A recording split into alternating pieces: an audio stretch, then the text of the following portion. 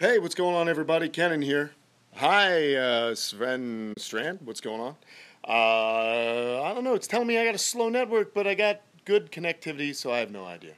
David, the fence is coming along, man. I actually bought a pneumatic staple gun, and boy, did that make my life easy. So it's coming along, and you know, things are going well. Today is actually going to be the first time that we talk or we use a topic from a Patreon supporter, Susie Kaufman. At the level of Patreon support, she's able to kind of pick the Thursday live feed. And today we're going to talk, she wanted anything about tortoises. She's got a desert tortoise and loves watching it run around. So today we're going to talk a little bit about desert species of tortoises. Desert or arid loving species of tortoises, and I'm pretty excited about that because I have about 3 that I want to talk about here today, and I think it'll be cool. I think we can all get a lot out of this topic and just go over a few basic things about those tortoises and what you need for them. So I'll get to some hellos and all that good stuff, and we'll be doing our thing. Python King, what's up? So let me swivel. And we're going to walk around and we're going to talk a little bit about, you know, we've seen the good old, what are they called? Radiated tortoise from Madagascar. These guys are beautiful. They're found in drier areas of Madagascar. And I also have the leopard tortoises we'll get to in a moment. But the first things I like to talk about as far as the you know, the level of, the level of care for these arid loving species. And I just want to shout out to Cameron for giving us a $50 donation. Thank you, Cameron Puckett. I appreciate that, mate. If you guys have any questions, you want to contribute, you can go to patreon.com/Kamp Kenan, or you guys can actually contribute right here on YouTube, right by the comment thing. So thank you, Cameron. So, all right, man, so check it out. What I like to do is I try and keep animals that I know are going to do well here in South Florida. Because as you can imagine, with hurricanes and all other manner of tropical event, it can get wet. And we're kind of reaching the end of the hurricane and or the wet season. It usually lasts from May or June to November. And so basically, you know, I like to keep tortoises, even though these are a drier loving species, they're adaptable and they do very, very well. Now, Susie Kaufman has a desert tortoise, and they're illegal to have or own here in South Florida, but I actually did have desert tortoise when I lived in Las Vegas. The true desert tortoise is the Gophorus agassizi, named after naturalist Agassiz, who named the animal. And they're really fantastic tortoises. This, of course, is still the radiated tortoise. But desert tortoises are incredible, man. And tortoises in general that live in some very arid areas have some incredible adaptations. The first thing that is really cool is the fact of how they can store water. They're incredible. They'll just store water in their bodies, and they will get water from the vegetation they eat and the succulents they eat. Very, very incredible. That's why it's very important if you are in the desert, say you're out in Phoenix, you're out walking around the Vegas, you know, Red Rock in Las Vegas, you come across a desert tortoise, do not pick it up. If you pick up any desert species of tortoise, you can scare it, and it'll wind up urinating, getting rid of the water in its body, and that could be lethal for that animal because it may not rain for a year or so in Las Vegas. So these animals are able to survive off very little water, and that's just an incredible adaptation. Another really cool adaptation, and some people don't know about it, I think you guys are pretty rad, is they can also breed once. A female will breed with a male once, and they can actually give birth, well, not give birth, they can actually have man, I'm not thinking today. They can actually have fertile offspring for up to 4 years after one successful breeding. So that's pretty amazing. Because you got to figure if you're in a desert, you may not come across a lot of your own kind. Since the desert really can't sustain large populations of animals, you have to make do with what you have. So if you bump into a guy, you know, at the water hole, or when there's a good grazing area and you bump into a male, he breeds with you, you can still give birth to fertile eggs for up to 4 years. So that's incredible. So there you go. Random user, I have 2 cats. They're pretty cool. Let's look at another arid species, a grassland species. The other thing about desert-loving or arid species of tortoises, they're going to be mostly animals that eat high-fiber food. Cactus, succulents, grasses, and weeds. Leaves are also going to be eaten, and fruit, but very, very, very rare will they get a lot of fruit. So that's why we don't do a lot of fruit here. So, you know, these guys are the leopard tortoise, and they're from sub-Saharan Africa, from Ethiopia all the way down the east coast of Africa into South Africa. Many of the grasslands have them. They're an awesome species of tortoise. They like it a little bit drier, yet these here in my house, these guys are, they are actually acclimated to our humidity. If you get a leopard tortoise from another part of the world, say you live in Florida and you got one from Arizona, chances are he's not going to do too well.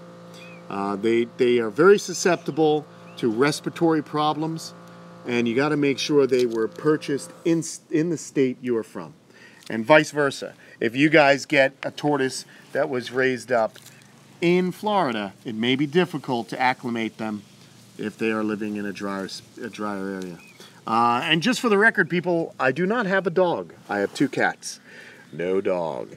Well, Luke, I'm not moving. That's not going to happen. And there you go. Yes, Turtle Rapist, I was in a video game. Dave Mirra Pro Freestyle BMX. I was a freestyle bike character there. Oh, check this out. So here's an interesting thing. This is desert fruit. This is cactus fruit right here. And actually, I can eat it. It's really good. But I'm going to give it to some tortoises. This would be the only fruit these guys get. You can see they're eating some elephant grass right now, but watch this. This is going to be a very excited little tortoise once it sniffs out. Look at this. They love this stuff. It's like such a treat. And there you go. That is not prickly pear. This is actually dragon fruit. Well, not necessarily dragon fruit either. It's from a different type. It's not a prickly pear. It's from a night blooming cactus. So it's just a cactus fruit. The name I don't know. But very cool. How awesome is that? So she'll eat this one. They're eating all the grasses here. There's a bunch of these little guys right there. There you go. All right. So there you have some really cool things happening. Why don't we do this also? Well, hopefully my... let's get another one, and maybe we'll go on over to the sulcatas, who are definitely a arid species or desert species of tortoise. They are not a desert tortoise. They are the good old tortoise from the right along the fringe of the Sahara Desert. Let's see. You see how wet it is, guys? It has been just wet, and there's still tracks from where I had to drive my Jeep in here. The mud is pretty thick. That's going to make this ficus tree happy because it's getting a lot of water to grow back after the storm. But watch this, man. Oh yeah. Oh boy. It's almost like quicksand. There's Brutus. Hopefully this Wi-Fi will work here. This is where all the sulcatas are at the moment. I cut down the palm trees that were in here. I didn't really want them anymore. So here is a sulcata. Let's see if I can get Brutus to come over here. He's going to look at this this fruit, and maybe he'll eat it. I don't want to move too much. I don't have any proper desert tortoises. They're illegal to own outside of their range. And even when I was in Las Vegas, you have to have a special permit in order to adopt one. I adopted one, and it lived in my backyard, and it stayed in that backyard when I sold the house. The new owner kept it. So, you know, desert tortoises are just incredible. Here, you know what? I'm going to just roll that out. Maybe he'll walk over to it. You guys don't mind watching tortoises, do you? There you go. There goes Brutus. He's going to lumber on over, and a couple chomps and that thing will be done. How cool is he, though? So these guys are really awesome. I love these. Sulcatas are the third largest tortoise in the world, the largest continental tortoise. They are also grazers. Yeah, David, I'm sorry. The signal's terrible. I'll move back to the leopards here in a second. But anyway, you're just seeing this guy chow down on some cactus fruit. Very cool. So they're a really fantastic tortoise. You know, I breed them. I'll have more babies in January and February. But these guys are great. And I like to keep them high and dry. So that's another thing that I do when I know it's going to be wet. I get them out of, I would never let them in this kind of sloppy, wet area because they would not be happy. They can get a fungus on the shell, and it could lead to a bunch of problems, which we do not want. So here are some more. Let's see, I think this is a little bit better. The video quality will be better if I hang out here with the leopard tortoises. So let's get to answering some questions, man. Darwin is out front. Darwin is out front there, Tiana. How much do sulcatas go for? They're usually between $70 and $90, depending on the time of the year. Let's pluck off some of this. Let's give this one to him. I love how I can just walk around and give these guys some treats. I think you guys dig it. It's pretty cool. So everyone gets a little cactus here, a little cactus fruit for a little pick-me-up. There we go. Just chuck it on down there and they'll find it. Believe me, they find everything over here. I don't have any eastern box turtles. You're not allowed to keep them. You can only keep one per household in Florida, or any eastern subspecies. That means three-toads, Gulf Coast, easterns, or the Florida box turtle. So I just don't keep any. It's just easier for me to make sure that I have species I'm allowed to keep. I don't want to get a bunch of different permits. So there we have it. Let's see. Yeah, St. George, Utah. I've been through there. Go on up I-15, and you get right to St. George, and that's how I would head out to Virgin for the Rampage mountain bike event. But, yeah, man, I would make sure that you just keep them warm in the winter. There are desert tortoise down there in southern Utah. You know, you guys are still in the desert, so I believe it's still the Mojave Desert down there. Do I ever have to split up tortoise fights? Every once in a while, but most of the time I just have good luck with a lot of space and a lot of visual barriers. But if you do have problems with fighting, you're going to have to separate them if it gets too violent. I have had a large tortoise die, sulcata being rammed by another sulcata. And the sulcata that killed a 150-pound one was only 90 pounds himself. So it was kind of a bummer. This guy's going after my little boot here. All right, we're doing good. Let's see, what else do we got? Any other questions out there? Cookie crumbs, I would make sure you get a smaller tortoise. It depends on the size enclosure you can keep. Leopards are suitable for a beginner, but you got to take size. They get a little bit larger they're about a medium-sized tortoise. So you want to make sure. I have mountain tortoises. I have sold them when they hatch, but I haven't had any babies in a couple of years. I started, Tiana, I started looking after tortoises when I was 6. Got my first turtle when I was 6 years old. My dad got me one. It was a red-eared slider, and I've been hooked ever since. Galapagos tortoises are anywhere, gosh, babies can cost about $4,000, $5,000. Adults can be upwards of, you know, if it's a male, you're going to spend close to $50,000 on one male sulcata tortoise. Hello from Sweden. What's up, Dennis? How you doing, buddy?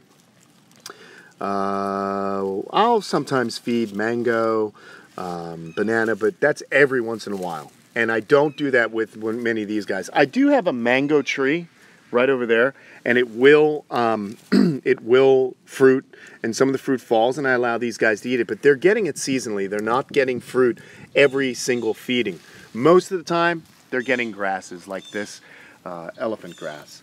So there you have it. I'm going to move out of the sun because this phone will overheat and the feed will stop, and that'll be a bummer.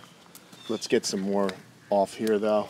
Just start chucking fruit down on the ground, and they'll eat it. I think we're doing good with that. There's my cat. Oh, we're out of the sun now. I think this is good. Just hang out with her. This girl has a little bit of a crooked neck. She's always pulls her head in crooked. I don't think so. I have a mango tree right there, and I have living tortoises right here. So I have not had any problems with mango leaves. Yes, I do. I know where Malta is. You ever hear of the Maltese falcon? Come on, man. Malta is near, I believe it's in the Mediterranean, and it is near Gibraltar. It's off the coast of Spain, isn't it? Am I right? Tell me if I'm right. Where are you? Tell me, am I right? Sugar Glider Love 123. Is Malta near Spain in the Mediterranean? Is it near Northern Africa? Tell me if I am correct. Let's see. Leopard tortoises can be bumpy. They can be smooth. You see this one's smoother than the others. These weren't raised up by me, but they are, you know, prone to get more pyramiding. And scientists sometimes think that's because since they live in dry, flat areas, when they do flip over, it's easier for them to right themselves because of the shape of these pyramids. And also, they live in areas where elephants are prevalent. And so when an elephant walks around, I said Spain, so I'm therefore kind of right. I said it's near Spain, and it is in the Mediterranean. So there you go. But anyway, sometimes elephants will put their foot down and they can feel that there's a tortoise under them so they don't crush them. There you go. I bring my tortoises to the vet, Chris M, when they have a prolapsed wiener. They will do what's called a purse string suture around the cloaca to try and keep that in. You can also soak the tortoise in sugar water to help him retract it. So they'll avert their penis just to show off. Usually they'll pull it back in, no problem. But sometimes if they've hurt it while breeding, it will get prolapsed. Or if the animal is constipated, it'll cause a prolapse. Hi, Dragon Boy, 1215. So there you go. So there it is, man. That's a pretty good little, we're talking tortoises here. And we're doing some serious education, I think. We're learning a lot. Showed a tortoise the pics of its grandma. Oh, I don't know. It is definitely pyramiding. I mean, that's what it is. You know, it's also the fact that, you know, since we feel that pyramiding could be from a lack of humidity in the environment when the babies are born, that's the possibility. Because I've seen wild leopard tortoises with pyramiding. I've seen wild caught star tortoises, which are very similar to leopards with pyramiding. But you see that the pyramiding here varies, and these animals were all raised up in the same group. So, I don't know. People, don't get so freaked out over pyramiding. If it's mild like this, no big deal. If it's grotesque and then we know it's from some kind of dietary problem. All right? I'm going to move over here and sit down and relax for a little bit. I hope you don't mind. Today I was at the gym and I did legs. And my legs are jelly right now, man. Just got to stay svelte as I creep on into the 40s, you know what I mean? Got to stay active. I'm getting geriatric. Let's do a little answers to some of these questions, and then I'll sign off. I'm going to get back to building my fence and then on to a little din-din with good old Kate, the amazing cook. All right, let's see. What do we got? I've got somewhere around 200 turtles and tortoises. Let's see. Here's a question. Brian Heitzen-Ratter says, can tortoises survive in the water for any length of time? Okay, so interesting question. I've heard many different stories about tortoises and even turtles that had fallen into a pool. This one in particular was a mountain tortoise. It fell into a pool and sunk. And the guy came home and he was freaked out. He dove in. He got his tortoise out. And it had to have been in there for hours. And there is a kind of turtle CPR you can do. And I have done it and saved turtles and tortoises. Because turtles can drown too. What happens is, since they're limp, if you get there in time, what you do is you invert the turtle or tortoise so the animal's nose and body is kind of facing down, right? And you pull out the head, and as you pull the head out, you then push it back in and pull the legs out. Then pull the head back out and push the legs in. And then you push it back in, back and forth, back and forth, back and forth. And you'll see that these animals will you'll get rid of water. You'll push the water out. Remember, these animals don't have a diaphragm. So you can't do like CPR. They have a shell. You can't force water out except by moving their legs and moving their neck. And I've saved turtles. And this guy saved his tortoise. He thought it was dead. It laid down for hours, and then finally it took a breath, and it did really well. 508 Porsche Racing. Greek tortoises, Russian tortoises, marginated tortoises, and Hermann's tortoises are all good beginners. Cherry head tortoises are also great. Let's see. My oldest animal is a sulcata tortoise that arrived in the United States when you were still able to import them in 1977, and it arrived as an adult. That animal is 40 years old right now, but was an adult when we got it, so it could easily be 100 years old. Easily. Jocelyn McKenzie. Brynan. How you doing, buddy? Let's see. I have Greek tortoise eggs incubating right now, so we'll see how it goes. Watermelon is not... Listen, Edwin, I haven't had any problems with watermelon. If you feed it once a week, it's a good way to get water into the tortoise, because you rarely see Russian tortoises drink. I feed it to my sulcatas every once in a while. It can't hurt them. I've never heard of it hurting them. What hurts tortoises is people getting lazy and feeding them just one type of food all the time. You can even feed iceberg lettuce every once in a while to hydrate the animal. Not a big deal. I have not been selling any turtles or tortoises right now.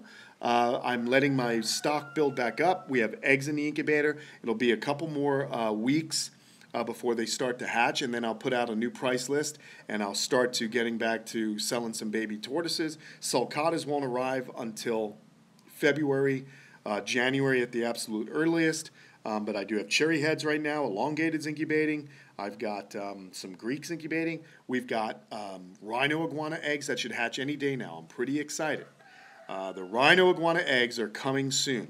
I'm very excited about that. So that's what I got. Thank you, John G. I like my hat. It's an Akubra, the Golden Spur. That's the Golden Spur. It's a dope hat. My friends from Australia gave it to me. I collect Australian hats, and I like some Stetsons too, but Akubra's my favorite. Let's see, man. Where do you go to get a cherry head? Well, you talk to me in a couple of months, and I'll have them for sale. They're $250 plus shipping. What else do we got here? Ooh, lots of questions floating around. What kind of turtles and tortoises can you keep in Ireland? The same kind I would keep in England. Small species. You know, you can do a lot with. Small species like your Greeks, your marginateds. It's easy to pull them in and out. If you have more space, redfoots or cherry heads, but you want to get them out of that cold, wet weather, because I know that's what you got out there. Sea Bear Lumberjack saying, what up? I wouldn't put two different types of tortoises together unless they're from the same part of the world, like my elongated and my elongated and mountain tortoises are together, and I've got my Aldabra with my Galop, same food, same type of habitat, no big deal there. But I knew they were also captive raised. I wouldn't take an animal that I knew were wild caught and put them together. You can get them sick. Largest animal would be, I've got the snake that's 14 foot, the albino Burmese python, and I also have Darwin. She's 350 pounds, Galapagos tortoise. Do you know why tortoises dance when they scratch their shell? I hung the tortoise. Feels good. They can feel through their shells. I've witnessed tortoises scratching themselves on cactus. I've witnessed them doing it on low-lying tree branches, and when you run their fingers over them. They can feel a sensation through their shells. Also, I've seen mosquitoes get their proboscis, their nose, through the annuli, the white rings. They can get them right through. And they can get blood out of it. The shell is a living part of the tortoise. It has nerve endings. It is for protection, but the animal definitely feels. Jonathan Scully, thank you for your donation of $5. You ask, oh, hold on. Let me see what you ask. I'm thinking about getting a tortoise. What do you recommend? An indoor one for a first timer, and how much would that cost? All right, couple things. The first thing is I go with the small species. Cherry heads are great. Greek tortoises, marginated Russians, all great tortoises. Herman's tortoises. They're small. They're easy to care for. They're hardy. Those tortoises, captive raised babies, are between $150 and $250. I should have some in the next couple of months. Check back. I'm also working on something really cool, a beginner tortoise habitat that we'll be able to start selling through our store. Stay tuned for that as well. So there's a lot going on, guys. I'm trying to create things that are going to make it easier for you to get a healthy animal and then raise a healthy animal. And then when you watch the show, you'll see how I go from these nurseries into keeping them in an outdoor or larger enclosure. So again, guys, I don't have tortoises right now. They're all actually being incubated. Once that happens, pay attention to my Instagram. Go to Kamp Kenan on Instagram, Kamp Kenan on Facebook. I'll be doing updates there, and I'll be throwing price lists up there. All right? There you go. So I think we're doing good, man. 26 minutes. Let's see. What else going on? Fly river turtles are doing good. Northern species, northern climates, small tortoises, Russians, Greeks, you know, things like that. I gotta leave, crazy with Zhangzir. You know, I gotta leave. I gotta eat and I gotta finish up. Time is precious. Pink bellies are good. They're out in the new pond. I'll tell you what. Let's walk out to the new pond and see what's going on. Let's go out there. There's Solomon. There's some baby sulcatas I'm holding back. Be selling them in a little bit. I just want to make sure they're doing good before I sell them. And let's walk out here. We'll go to the new pond and see who's out. The water levels are real high. And I love it. Look at this. I haven't had to turn on the pump. The water levels are high. Pond looking good. We like it when it's murky because we want it to be murky so that the turtles in here feel secure. And it's kind of hard to see the turtles in here because it's murky. But, oh, wait, there's someone wandering in the weeds here. I think it might be an Asian. Yep, here it is. Look at this. How about an Asian box turtle right down in there? That's the Cora ambiensis. You guys see it? There it is, hanging out. All right, so look at that. We talked tortoises. Got to see a couple of aquatics. There's some fish swimming around. Oh, look, there's the albino. There's the albino Chinese softshell. He's hanging out. He's pretty friendly. So everyone's doing good out in this pond. I love it. I love it. He's coming over to say hello. Let's see if he'll come over to us. This guy's always hungry and never full. Come on over here, bud. I don't have a name for him, so you guys can name him. Jonathan Scully, also want to add, you're amazing. Yeah, all right. Since you contributed, I'll go over and see Slinky for you. Just give me a second. Let's see if this guy shows up. He pops his head up. I want him to be swimming back over that way. Where'd he go? Where'd he go? There he is. See him? All right, let's go see Slinky, and then I got to get moving. I can't go in the cage with Slinks because Slinky is, that cage will cancel out my signal. But let's see if he's somewhere I can get to him and we could say hello. Jackie went back to my buddy Anthony's house. If you go to Anthony Furlong on Instagram, search him out. Jackie actually caught and ate a black racer snake that slithered through her enclosure. So that's kind of interesting. I feel bad for the black racer, but you know, it kind of went in the wrong place. So it got eaten. Let's see where Slinky Dink is. Oh, look, he's out here. Slink's out sunbathing. Here we go. All right. Tortoises can see very well. They hear low frequencies, and they feel vibrations. There's Slinky, man. Slinky, come say hello to everybody. Come here, buddy. Slinky. Do you guys see him? There he is, Slinky in the house. There he is. I love this guy. So he's just enjoying the last rays of sun here. And usually he comes on over. Hi, Thomas. Very cool. So there you have it, man. Yeah, I'm going to save this live stream. I save all the live streams. So you guys are going to be able to go back and watch it. And there you have it, everybody. Thanks so much for coming out. We had a good time today. Thanks to Susie Kaufman for your Patreon support. And guys, if you want to dictate what we talk about on these live streams, go to patreon.com/Kamp Kenan and check it all out. Check out and help us support the camp. We have more coming, I promise. There's going to be a lot of excitement to come with Kamp Kenan.